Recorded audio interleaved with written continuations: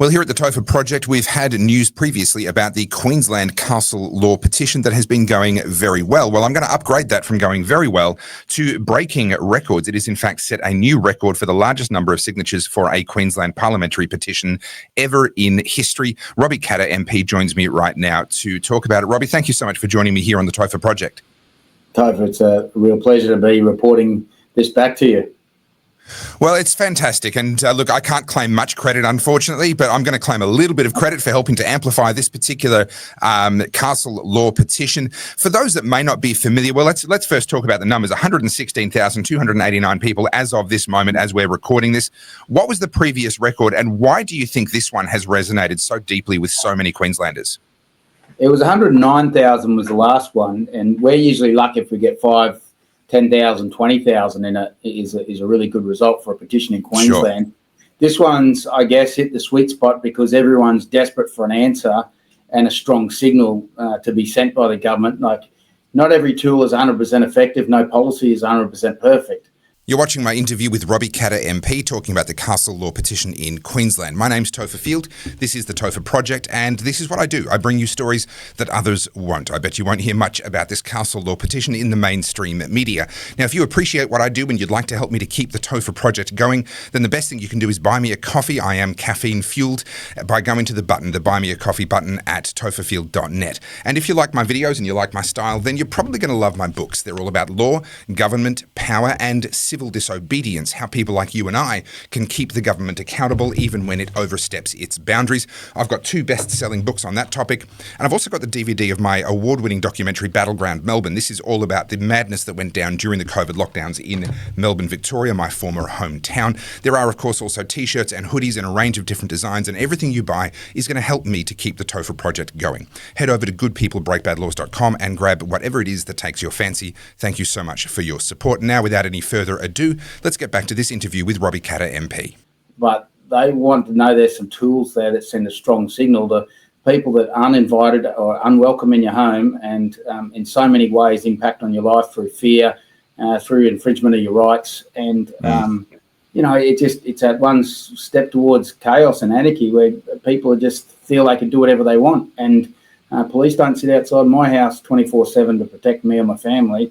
That rarely happens. So sometimes they're going to breach, and we're going to do what we can to protect ourselves and our family. And I think people would just like to know whether it does protect them effectively or not. They'd like to know that there's someone in their corner or some laws that protect those rights when you moved into that position. And I think there's that bigger question we've seen time and again around Australia. This is an Australia-wide problem. We've seen where homeowners have taken steps to protect themselves, their loved ones or their property, and have themselves ended up on charges. In the Queensland situation, obviously the Katter Australia Party, you guys do great work, but you are one of the minor parties up there. You've got a couple of lower house seats there, and you're very well respected in the areas where you are. Is this likely to get widespread support, do you think? Is this an idea whose time has come? Yeah, well, that's the art of politics, is just create that pressure and public momentum, and, you know, create that lightning rod of support for the supporters to get behind it, so it becomes impossible for the major parties to ignore. So, you know, they want to pander to the civil libertarians and everyone else that feels you can kiss and cuddle your way out of this problem. And, well, good luck to them, but this is a big problem that we're all suffering. And you know, in Townsville, if you live in Townsville, Cairns, Mount Isa, where I live, but I grew up right near Townsville, like 4 to 5 cars a day. You know, there's only 180,000, 190,000. It's not a big city, and 4 to 5 cars a day, and that's the motor vehicle theft in Townsville is 3 times the Australian average. Break-ins 3 times, violent crime 4 times, and you know, we've had a change of government in Queensland last year, and they come in and, you know, not surprisingly, they've changed a few things, but mate, they're tinkering at the fringe, at the edges. They don't want to make the big decisions. So yeah, it's jobs of parties like ours to put some of those, and I wouldn't even call this extreme by any means. In fact, if you really look at it, you think it's a pretty moderate sort of amendment.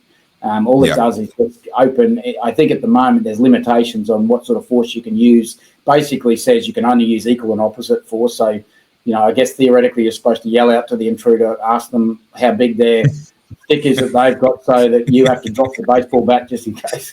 That's the laws at the moment. We're saying just drop that component of it. So you can use whatever force necessary. Use a bazooka if you have to, if that's what you've got available to you. But use what you need to do the job. And I don't think it's going to take too many incidents before they go back to prison and they say, mate, it's actually didn't work out that well for me. It's changed out there. The criminals say it's changed out there now, actually. People are starting to stand up for themselves, and it's not so much fun anymore. I think that we can turn the culture. I'm not saying we'll fix everything overnight, but I think it'd be a really good tool to turn around that culture.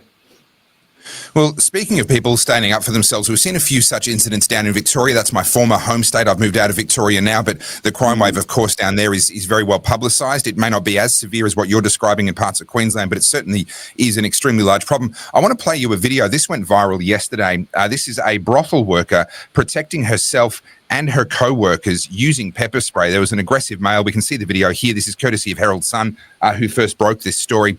A male's jumped the counter. Two of the brothel workers there are obviously remonstrating with him. He's physically pushing them around. You'll see him push one of them now. And then one of them simply pulls out some pepper spray and bang.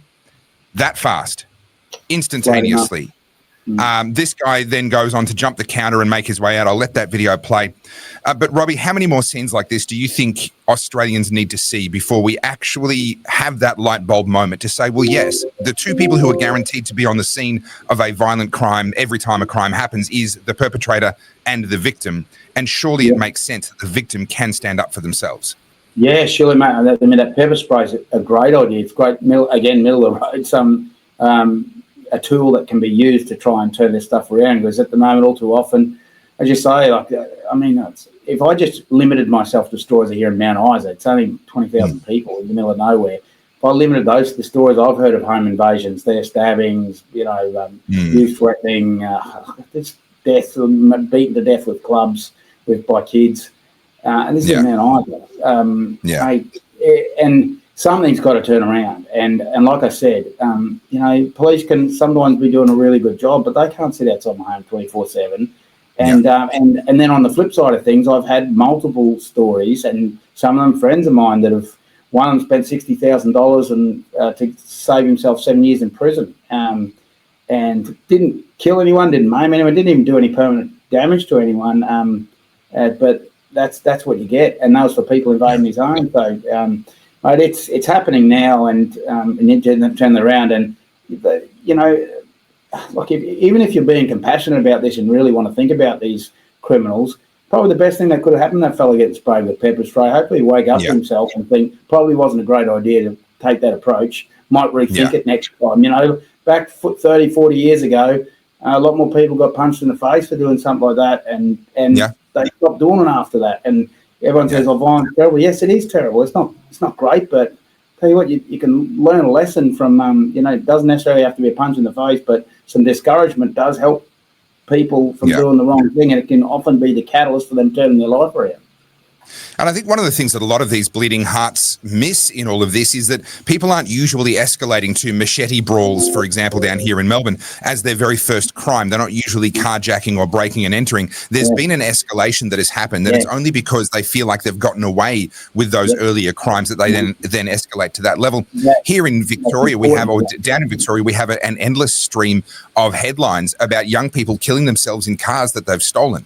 And this is literally leading to these young people's lives being ended because no one actually arrested them. And not literally, they were arrested and released, usually multiple times, but no one stood up to them in a way that really stopped them in their tracks.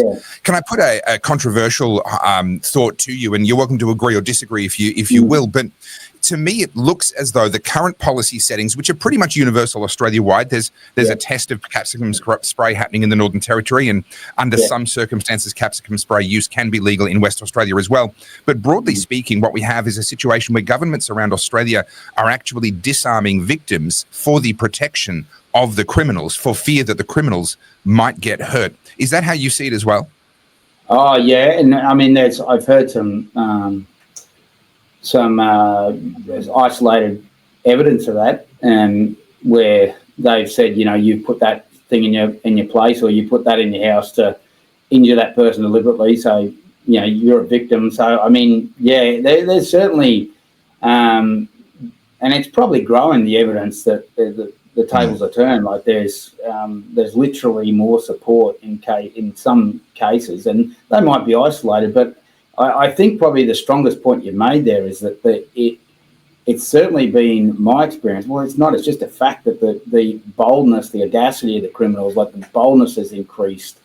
Mount Isa 10 years ago, when I've been a politician 13 years ago, you had the occasional car theft, you had the occasional break-in and enter, but now it's knives, stabbings, cars trying to run people down in the schoolyard in Mount Isa at 8 a.m. in the morning, just off the charts boldness, and it is precisely that. They can get away with it, so what's the next thing we can do? And it just keeps ratcheting up, and the government's sort of sitting there twiddling their thumbs, and then the bleeding hearts are sort of trying to characterise anyone that stands up like us, like we're saying now. They're trying to character us as Elmer Fudd behind the door with a shotgun, trying to, chaotic vigilante down the streets with shotguns. Yeah. And that's not the reality, Topher. Most of us are going to sit at home peacefully and under extreme duress will apply something. There might be a baseball bat there. There might be something else. We don't know. But we're going to try and assert ourselves in it again. And it'll be the last time those kids ever do something like that again, because they'll have a good think next time. Yeah. And I think it's a really good point to say, when we're talking about castle law, we're talking about being able to defend yourself against people that have used force to break into a home when people are sleeping usually, but regardless of the time of day. This is not random encounters out on the street. We're talking about being able to defend yourself inside the privacy and the confines of your own home. I just want to bring this petition back up. Hang on, it's not allowing me to. Just a second. There we go. I want to bring this petition back up. We're up to 116,289 signatures. It is eligible for all residents in the state of Queensland. How would people find this, and how would people be able to find yourself and the Katter Australia Party and throw their support behind you?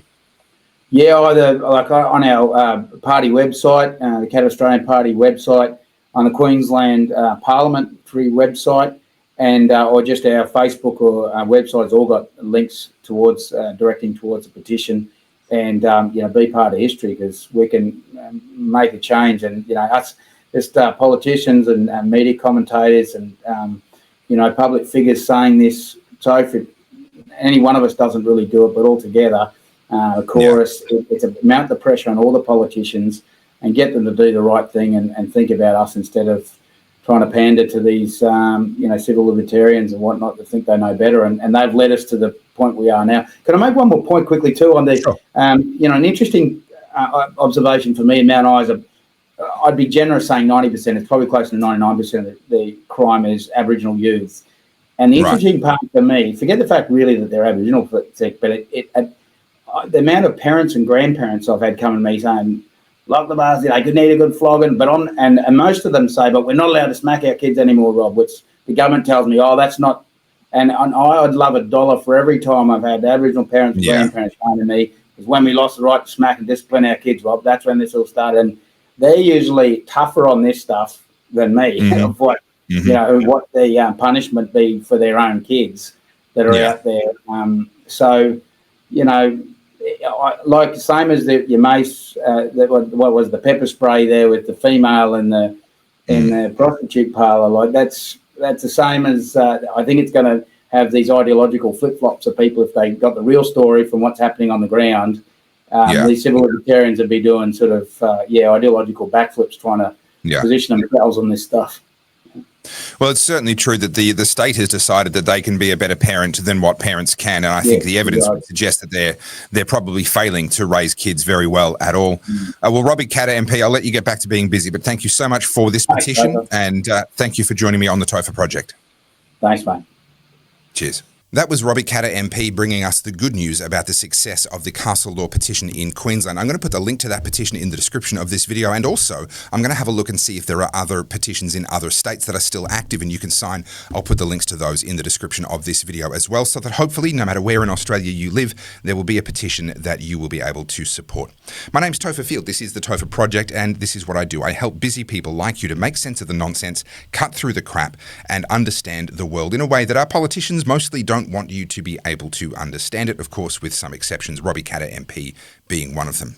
If you love what I do here at the Topher Project, then I'd be very grateful if you'd buy me a coffee via the button at topherfield.net, and also check out my books, DVDs, and merch at goodpeoplebreakbadlaws.com. Thank you so much for watching all the way to the end. The algorithm loves you, and so do I. Please like, comment, subscribe, and as always, think free.